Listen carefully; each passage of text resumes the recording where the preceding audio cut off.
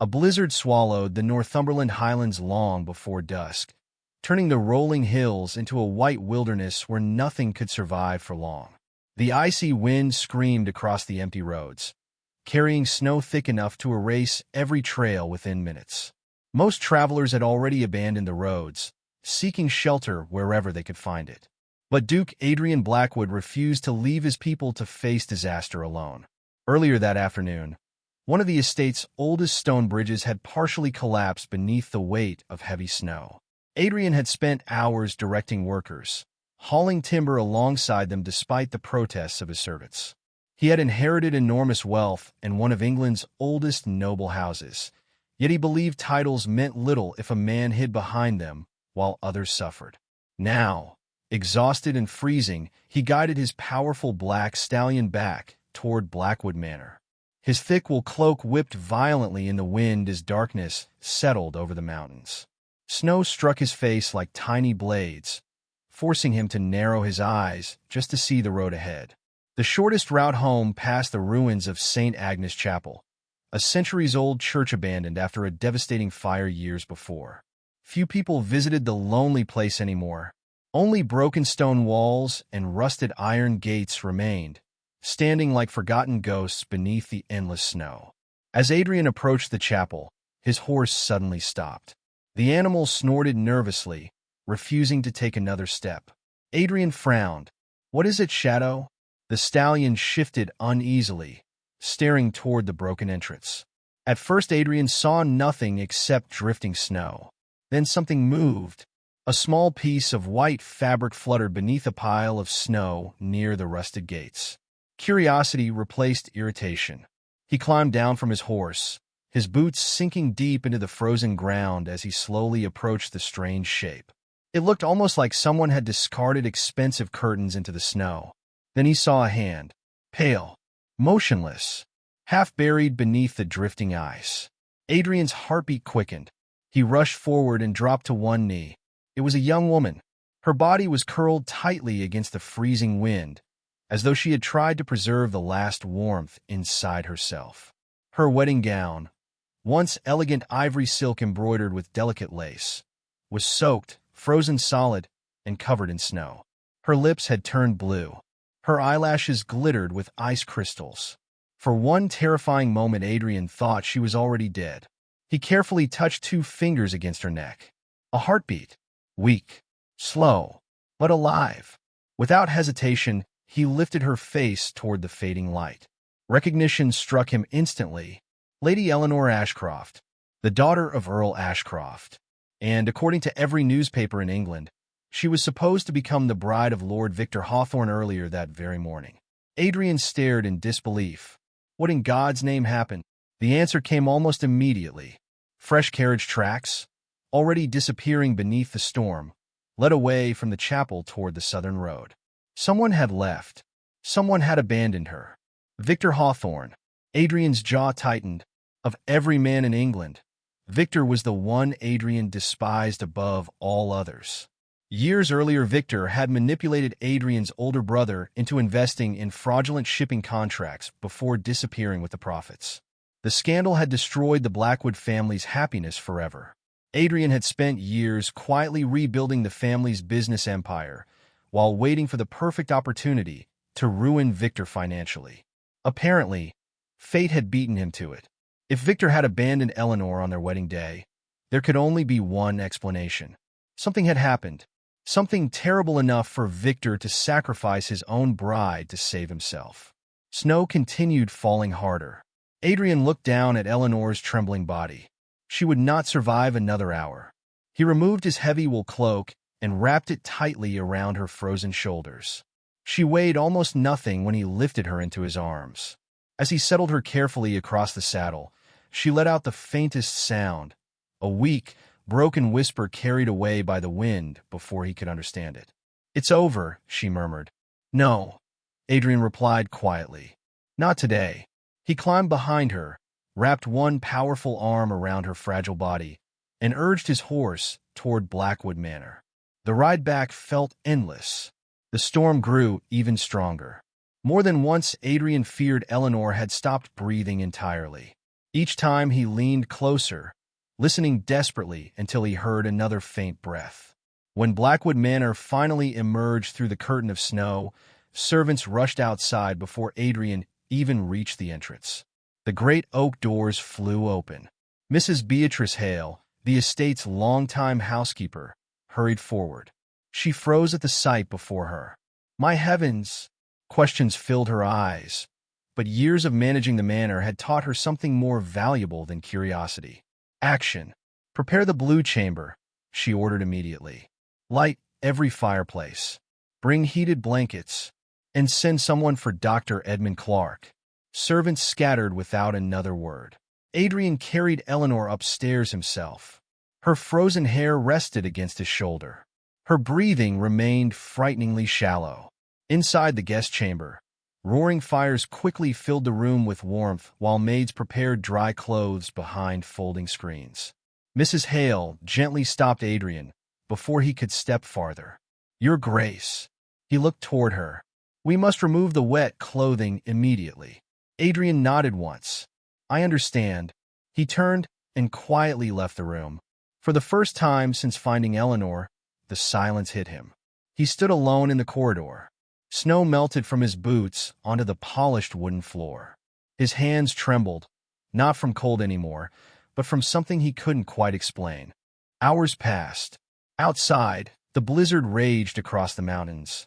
Inside Blackwood Manor, every servant worked through the night. Dr. Edmund Clark finally arrived shortly before midnight, exhausted after forcing his carriage through impossible roads. He remained inside Eleanor's room for nearly an hour. When he finally emerged, Adrian was still waiting outside. The doctor's tired expression softened. She'll survive. Adrian released a breath he hadn't realized he'd been holding. Barely, the doctor continued. Her body temperature dropped dangerously low. Had you arrived 30 minutes later, I could have done nothing. And now, she'll sleep, perhaps for days. There may be fever. There may be confusion. But she's alive. Adrian nodded silently. The doctor studied him for a long moment. Do you know who she is? I do. And how she ended up there? I have my suspicions. The doctor wisely asked no further questions. After everyone left, Adrian quietly entered the blue chamber. The fire crackled softly. Eleanor lay buried beneath thick blankets, her face flushed with fever instead of ice. She looked younger somehow, not like one of society's elegant young ladies. Simply like someone who had been hurt far more deeply than anyone deserved. Adrian pulled a chair beside the bed. He intended to stay only a few minutes. Instead, the minutes became hours. Through the long night, Eleanor drifted in and out of fevered dreams. But she never once whispered Victor's name. Instead, she murmured broken sentences about unpaid debts, about creditors, about losing her family's estate, about disappointing her father.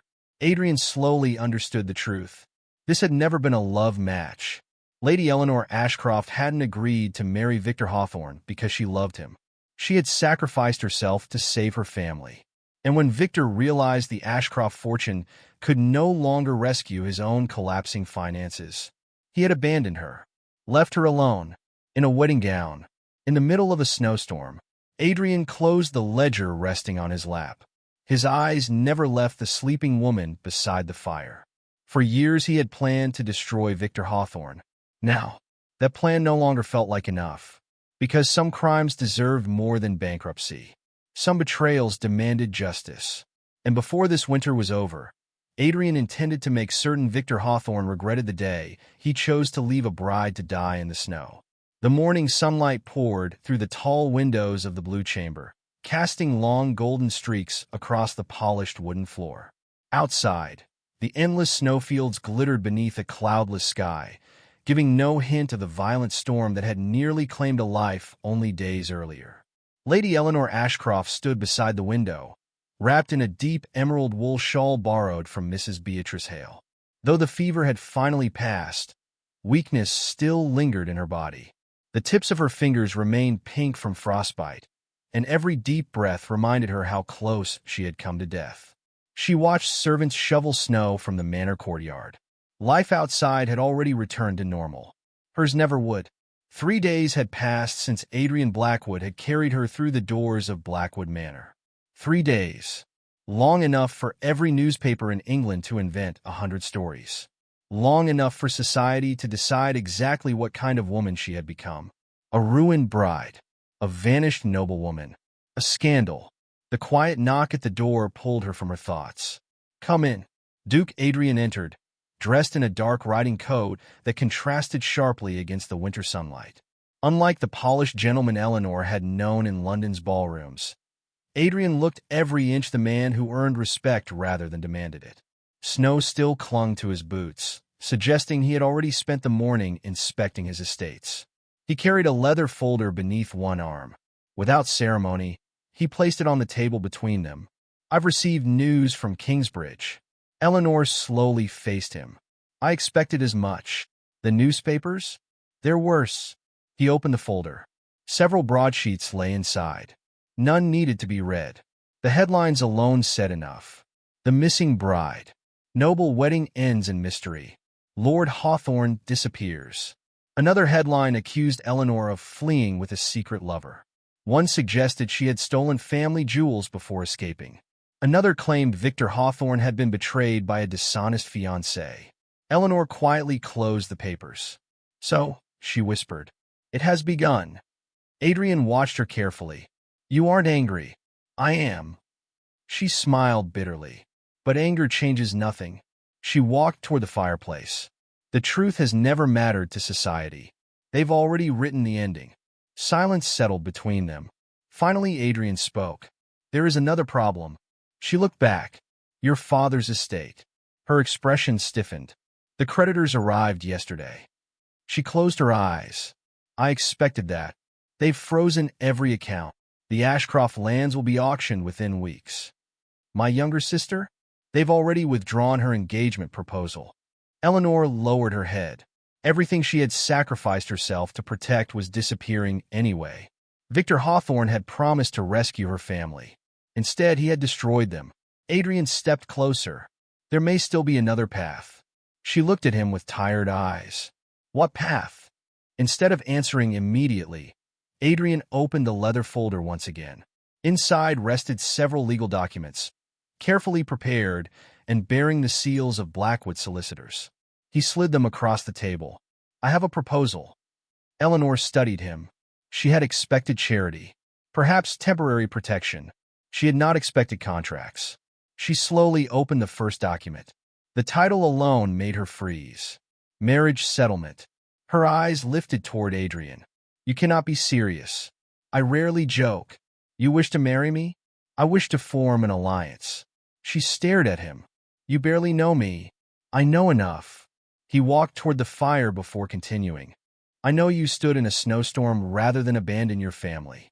I know you accepted a loveless marriage because duty mattered more than comfort. And I know Lord Victor Hawthorne underestimated the strongest woman he has ever met." Eleanor remained silent. Adrian continued calmly. "This isn't charity. It's strategy." He spoke as though discussing business rather than marriage. "If you return to your father's estate, society will destroy you. If you remain here unmarried, they'll destroy us both. But if you become the Duchess of Blackwood—" He paused. "No one will dare question your position." Eleanor studied him. "And what do you gain?" Adrian answered without hesitation. "Victory." She frowned. Victor Hawthorne abandoned a future countess. Adrian's eyes hardened. "I intend to make history remember him as the fool who threw away a future duchess." For several long moments the room remained silent except for the crackling fire. Finally Eleanor laughed. Not because anything was amusing, because the proposal was almost unbelievable. "So your revenge requires a wife. My revenge requires a partner." The difference surprised her. Adrian stepped toward the window. "I've spent years destroying Victor's fortune. I've bought his debts, taken his investors, broken every business he owned. But men like Victor survive humiliation. They reinvent themselves. They find another wealthy family. They lie. They manipulate. He'll recover. Unless—" He looked directly into Eleanor's eyes. "The woman he discarded rises higher than he ever imagined." Eleanor slowly returned her attention to the contracts. Every page detailed financial protections, her father's debts, her mother's inheritance, her younger sister's future, even charitable trusts for estate workers. Nothing had been overlooked. She looked up again. You prepared all this morning? I did. You expected me to agree? No. I expected you to negotiate. A faint smile almost reached her lips. For the first time since waking inside Blackwood Manor, someone had treated her like an equal instead of a victim. She sat down. Very well. If this is a negotiation. She picked up another page. Then I have conditions. Adrian folded his arms. I'm listening. My father's debts must be cleared completely. They will. My sister Clara must receive an independent inheritance that no future husband can control. It will be arranged. I will not become another decorative duchess. She met his gaze without fear. I will help manage your estates. I will attend business meetings. I will read every contract. I refuse to spend my life arranging flowers while men make decisions. Adrian remained quiet. Then, unexpectedly, he smiled. Not the polite smile expected of noblemen. A genuine one. I was hoping you'd say exactly that. Eleanor blinked. You were. My mother once managed Blackwood finances better than any accountant. I've never believed intelligence belongs only to men. He extended his hand. Partners? She looked at it. Just days earlier, that same hand had pulled her from certain death. Slowly, she placed her own into his. Partners. Within hours, the manor transformed into a hive of activity. Messengers rode toward Kingsbridge carrying sealed letters. Solicitors arrived before sunset. Special marriage licenses were requested. Tailors measured Eleanor for entirely new wardrobes. The engagement spread through noble society like wildfire. No one believed it. Many called it madness. Others called it revenge. Some called it scandal. None understood the truth. This marriage had been built neither on romance nor desperation. It had been built on mutual respect. 3 days later, beneath the towering arches of St. Matthew's Cathedral in Kingsbridge, the ceremony took place. No orchestra, no grand celebration, no cheering guests, only a bishop, several witnesses, 2 solicitors, and 2 people who understood exactly why they stood together. Eleanor wore a simple navy blue gown instead of white. She had buried one bride already. She refused to become that woman again. Adrian wore formal black. Neither smiled during the ceremony. Neither pretended love existed where it did not.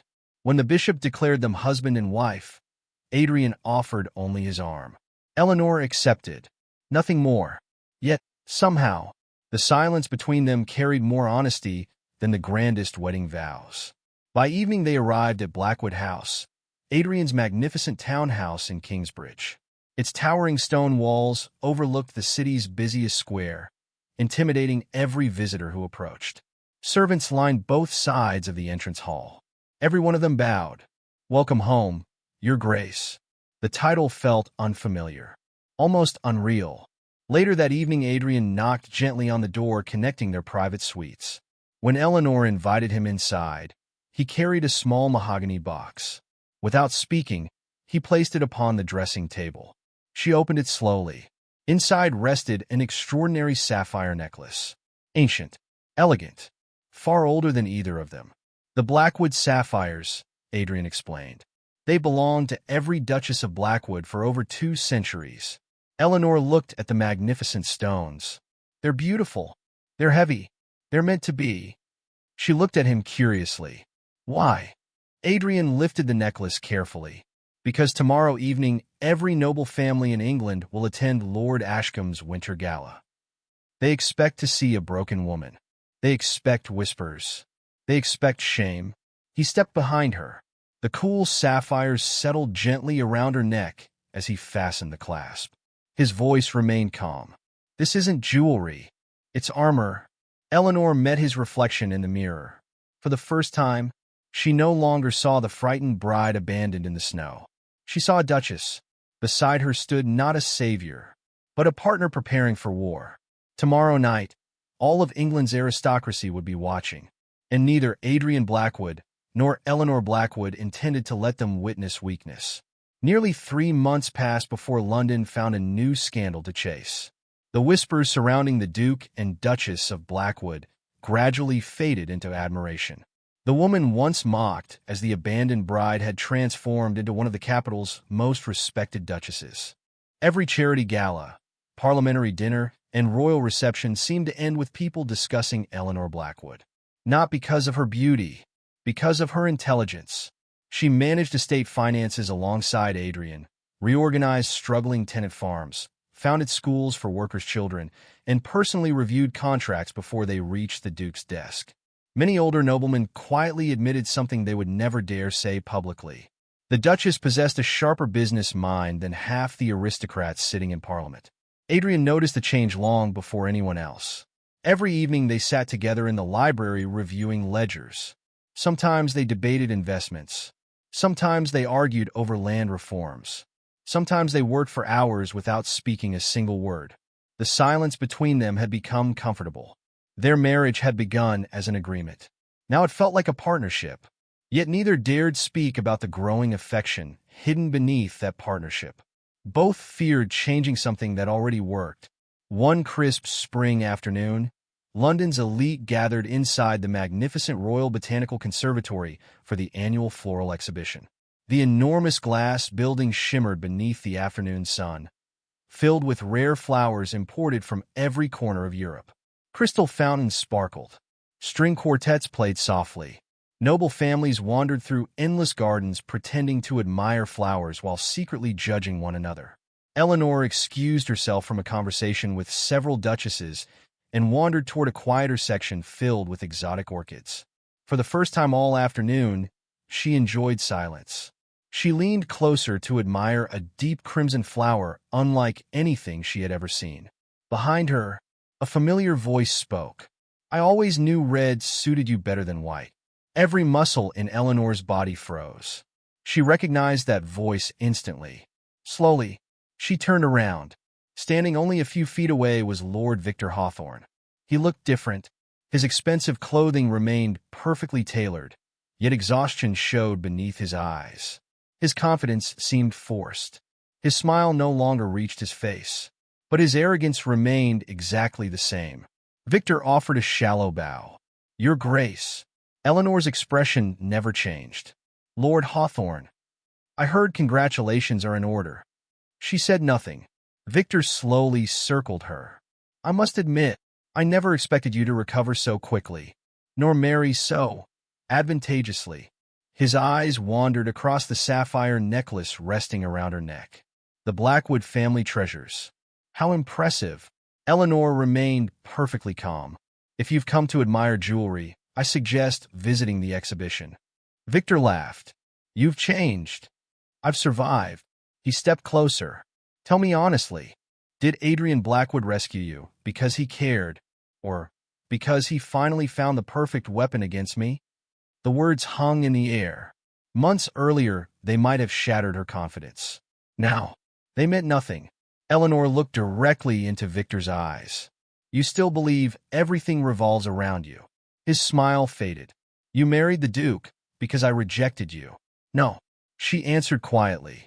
"I married the Duke because he possesses something you never had." Victor folded his arms.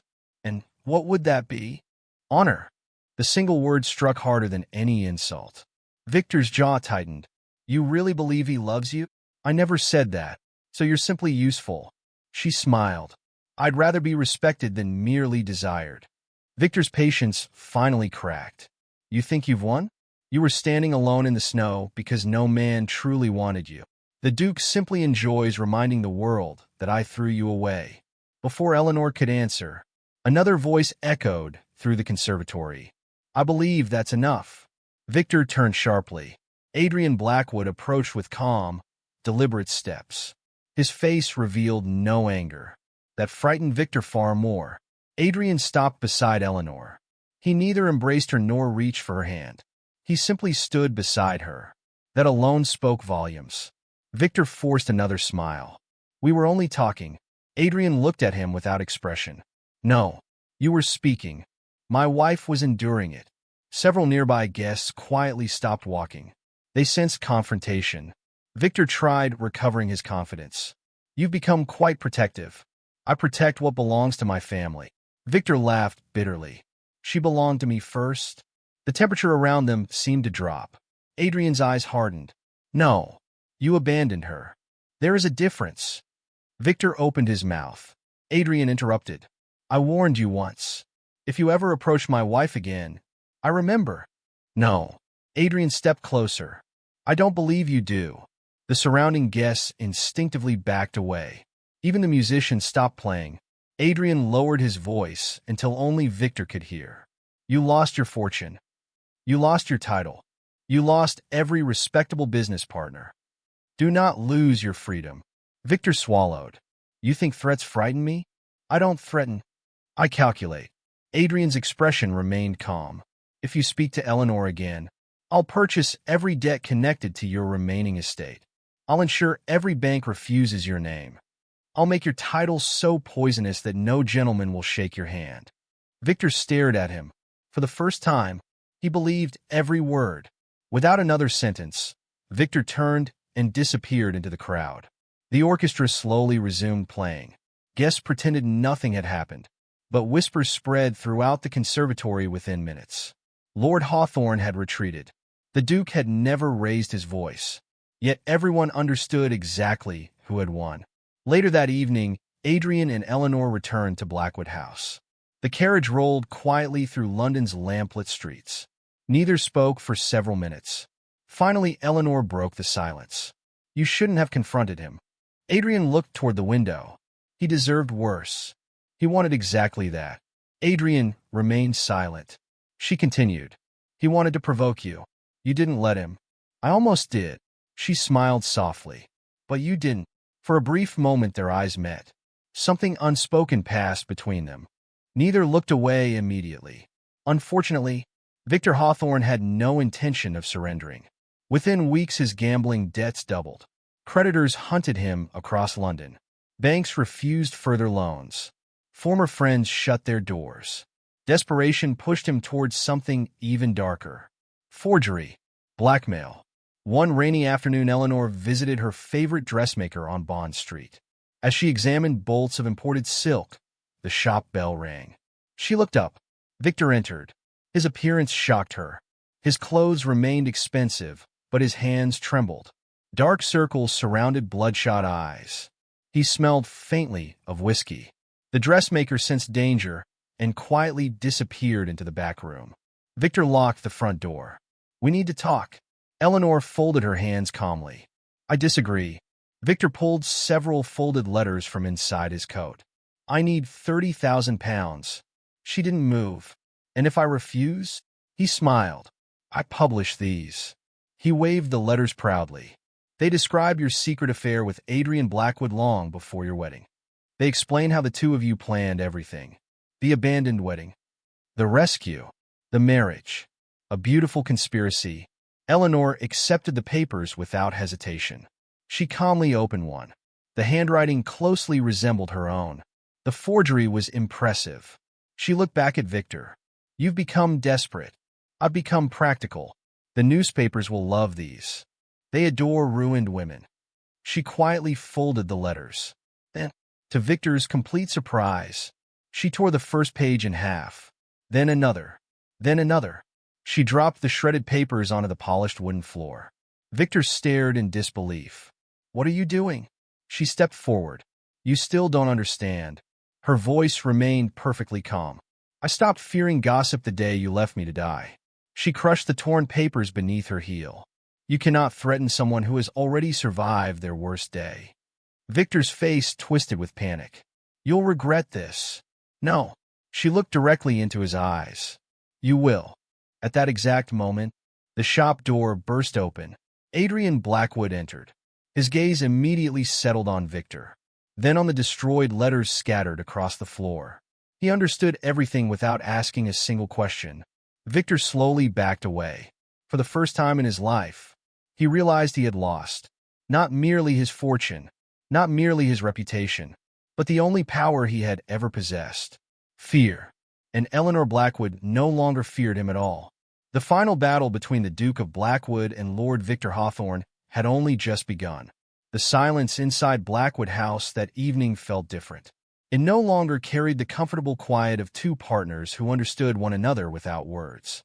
Instead, it was heavy with everything that had happened inside the dressmaker's shop. Adrian stood alone in his study, staring into the fire while an untouched glass of whiskey rested on his desk. He had imagined this moment for years. Victor Hawthorne was finally broken, financially ruined, socially disgraced, terrified. One order from Adrian would be enough to finish everything. He could have Victor arrested. He could buy the remainder of his debts. He could ensure no bank, noble family, or businessman ever dealt with him again. Revenge had never been closer. Yet somehow, it no longer brought satisfaction. A quiet knock interrupted his thoughts. Eleanor entered without waiting for permission. She closed the door behind her and walked toward the fireplace. For several moments, neither of them spoke. Finally, Adrian broke the silence. "I'm sorry." Eleanor looked at him curiously. "For what?" "For losing control today. I nearly attacked him. I nearly became the man I've spent years trying not to become." She stepped closer. "You didn't." "I wanted to." She smiled softly. "But you didn't." Adrian lowered his eyes. "When I saw him standing over you, I forgot everything. The business, the strategy, the agreement. I only wanted to protect you." Eleanor gently reached for his hand. "You did protect me. I didn't need you to fight him. I needed to know you were beside me." His fingers slowly tightened around hers. "Eleanor, I don't care about our agreement anymore." She looked into his eyes. "Neither do I." The room became completely silent. Months earlier they had married for duty. Neither had expected affection. Neither had expected trust. Certainly neither had expected love. Adrian slowly lifted one hand to her face. "I don't know when it happened. Neither do I. I only know I can't imagine a future without you." A tear escaped down Eleanor's cheek. She laughed quietly through it. "I was supposed to marry the man who abandoned me. Instead, I found the man who never left." Adrian closed the distance between them. This kiss was nothing like the desperate one they had shared after confronting Victor. There was no anger, no fear, no revenge, only certainty. When they finally separated, both understood something had permanently changed. Their marriage of convenience had ended. A real marriage had finally begun. Unfortunately, Victor Hawthorne refused to disappear quietly. Cornered by creditors and hunted across London, he made one final desperate gamble. Late one evening, one of Adrian's accountants arrived at Blackwood House carrying alarming news. Several confidential financial ledgers had vanished from the Duke's offices. The missing documents contained sensitive information involving parliamentary investments and estate contracts worth thousands of pounds. If sold to rival businessmen, they could damage the Blackwood family's reputation. Adrian immediately suspected Victor. His investigators confirmed it before sunrise. Victor planned to exchange the stolen records for safe passage overseas. This time, however, he had underestimated Eleanor. Rather than reacting emotionally, she proposed a different plan. "We don't chase him." Adrian frowned. "We let him believe he's winning." Within hours, Eleanor quietly arranged a meeting through one of Victor's remaining associates. A message reached him. The Duchess wished to negotiate. Victor accepted immediately, certain he had finally regained control. The meeting took place inside an abandoned warehouse near London's river docks. Victor arrived carrying the stolen documents. He smiled confidently. "I knew you'd come." Eleanor stood alone. Or so he believed. "You've become predictable," she replied. Victor held up the leather case. "One signature, one payment, and these disappear forever." Eleanor remained calm. "You've always mistaken greed for intelligence." Victor laughed. "You still think you've beaten me?" "I know I have." Before he could answer, the warehouse doors swung open. Dozens of city officers entered. Behind them came Adrian, several magistrates, and representatives from Parliament. Victor's face drained of color. Eleanor smiled faintly. "You wanted witnesses." "So did we." Adrian stepped forward. "Theft, forgery, blackmail, fraud. The evidence is overwhelming." Victor looked desperately around the room. There was nowhere left to run. Officers confiscated the stolen documents. Witnesses identified forged signatures. Former business partners testified against him. Within minutes, everything collapsed. Victor fell to his knees. "Please, I can explain." Adrian looked down at the broken man. Years ago, he would have enjoyed this moment. Now, he felt nothing. No triumph. No satisfaction. Only pity. Victor looked toward Eleanor. "You owe me mercy," she answered quietly.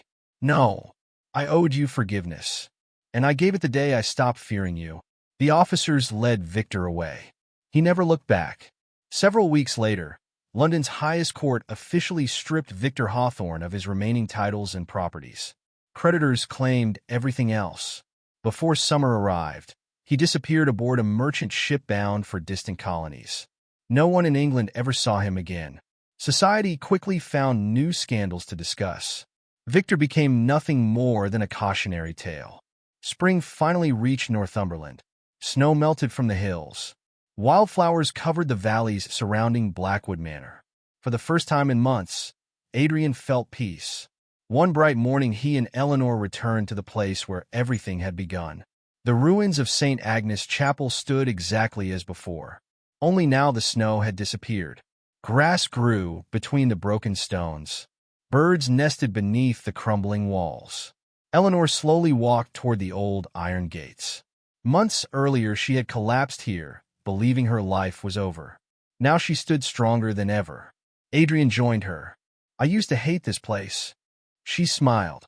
"So did I. But without this place, we never would have met." Adrian reached into his coat. Eleanor raised an eyebrow. "I thought we'd already married." "We did." He smiled. "But that marriage belonged to duty." He removed a small velvet box. "This belongs to us." Inside rested a simple gold ring set with a single sapphire. Not enormous, not royal, simply beautiful. Adrian took a slow breath. "Eleanor Blackwood, the first time I asked you to marry me, I offered protection. I offered revenge. I offered security. I never offered my heart." He knelt on one knee. "So today, I'd like to correct that mistake. Eleanor, will you marry me again? This time, for love." Tears filled her eyes before she could answer. She laughed through them. "I've been waiting for you to ask." She slipped the ring onto her finger. "Yes. 1,000 times yes." Adrian stood and wrapped his arms around her. Soft spring rain began falling over the old chapel. Neither of them moved. Months earlier, the cold had nearly destroyed them. Now nothing, not snow, not storms, not the ghosts of the past, could separate them. Over the following years, Blackwood Manor became known throughout the country for its prosperity. Eleanor established schools for village children, opened a hospital for injured workers, and created scholarships for young women who wished to study accounting and estate management. Adrian modernized farming across the estate while ensuring every tenant family received fair treatment. People no longer spoke about the scandal of the abandoned bride. They spoke about the Duke and Duchess who transformed an entire region. On quiet evenings, they often walked together across the hills overlooking St. Agnes Chapel. Sometimes they remembered the pain. More often, they remembered how far they had come. Because in the end, the greatest revenge had never been destroying Victor Hawthorne. It had been building a life so full of peace, purpose, and love that the man who once tried to ruin them became nothing more than a forgotten chapter in their story. And whenever winter returned to the Northumberland Highlands, Adrian would quietly take Eleanor's hand, smile, and say, "The snow brought you to me once." She would squeeze his hand and answer, "No, it brought me home."